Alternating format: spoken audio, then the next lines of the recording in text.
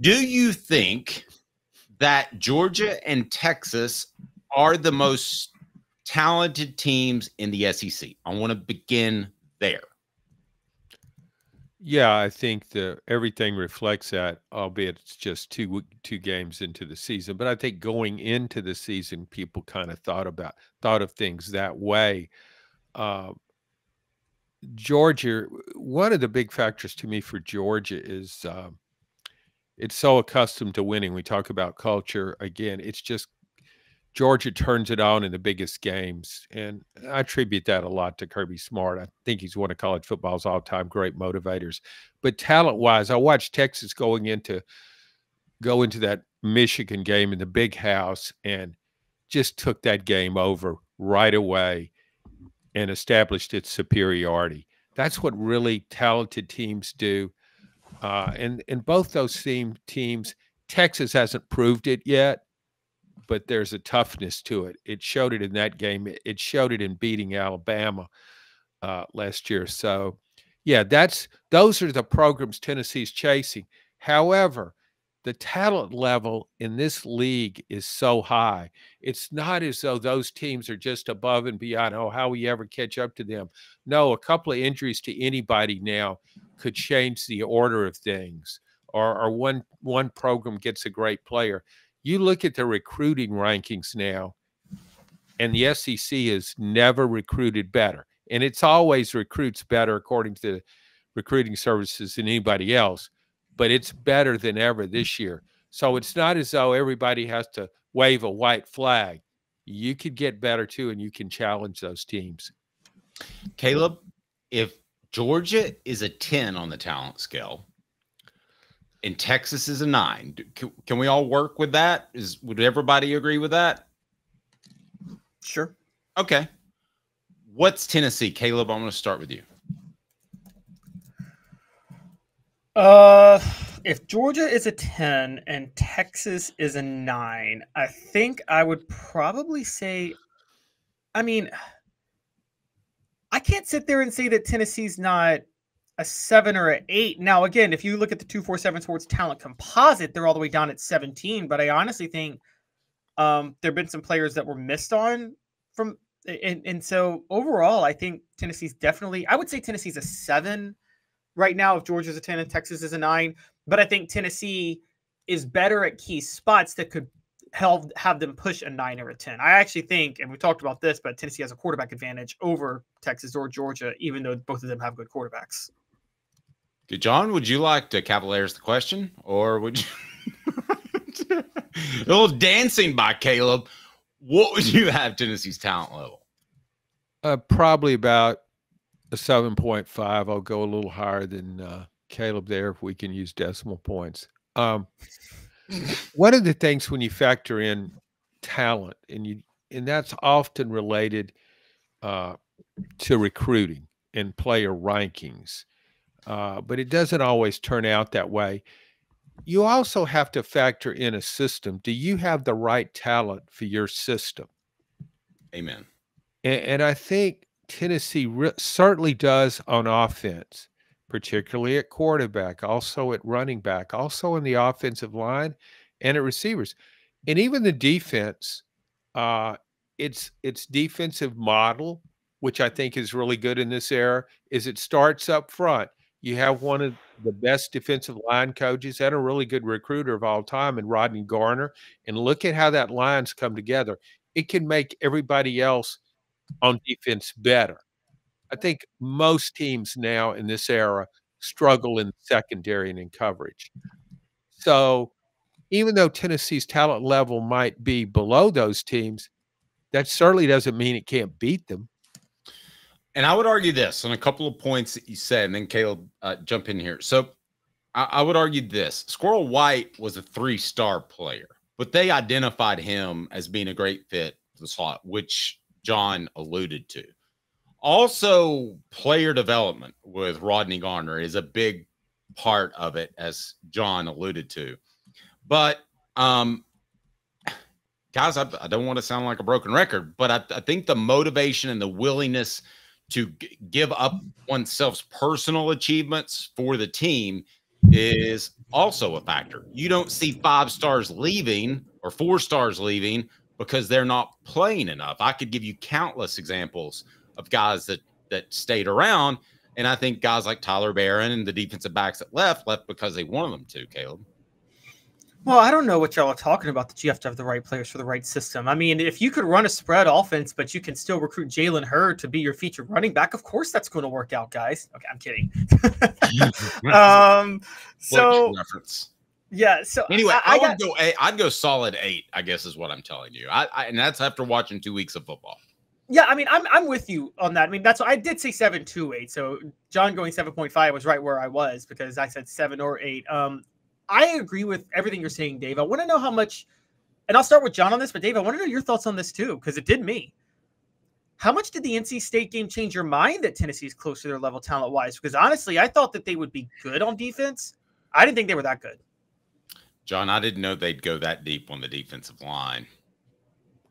Well, it's one thing when you hear people say, and coaches say, and players say, oh, we're deeper than ever in defensive line. We've got the best defensive line in the country. It's one thing to say that, but then when you watch the game and you see what Tennessee can do, and you see how it can rotate about 10 defensive linemen in there and seemingly not have a drop-off, that's really significant. I thought that game, I didn't think that game would be close. I think I picked Tennessee by 18, won by much more. But it was the way Tennessee went about it, and what I mentioned earlier, the way it just was relentless. It really reminded me of the best teams where they, another cliche here, play to a standard. We don't worry about the opponent. We're playing to our own standard. We've certainly seen that with Georgia in games in the last few years. But yeah, you play to a standard. And I think Tennessee showed that. And even when the backups came in, it's hard not to give up a touchdown in a game now, an offensive touch. It's just hard not to do that because the offenses clearly have the advantage. But yeah, I look at that defensive front now, and it's not as though, oh, well, they're deep, so they stay fresh, so they're good, and they've got a few good players. Man, there's a lot of future NFL players on that defensive front. I look at that defensive front, and I see Alabama and Georgia in their prime. They might not have one guy in the interior maybe as good as Jordan Davis or Jalen Carter were at Georgia, but overall they've got so many guys that can make plays. Omari Thomas keeps getting better, for one. So, yeah, this is a big-time elite defensive front. So all those things, getting to Caleb's point, yeah, Tennessee's even better than I thought it was, and I thought it would be really good. Caleb, is this Tennessee defensive front much better than you thought it would be, a little better than you thought it would be, or I don't think anybody thought it would be that deep? I've had coaches tell me, guys, Dan Brooks, I remember saying, well, you'd really like to have 8 defensive tackles. Well, sure you would. But I mean, have 20. Yeah, that's just absurd. So and that's a former Tennessee defensive line coach, by the way. But Caleb, I guess I kind of thought they would go too deep for sure. I didn't think they would have past 4 really good defensive tackles. Yeah, I didn't think so. Well, I thought they could go 5 because I knew the 5. Amari Thomas, Bryson Eason were proven. Omar Norman-Lott was proven. Elijah Simmons, there was hope for, and then there was Jackson Moy coming in. So I knew they would go 5 deep on the interior. What stood out to me was, and I expected Tyree West to kind of emerge because Tyree West was a highly touted recruit a couple of years ago. You knew that was going to happen.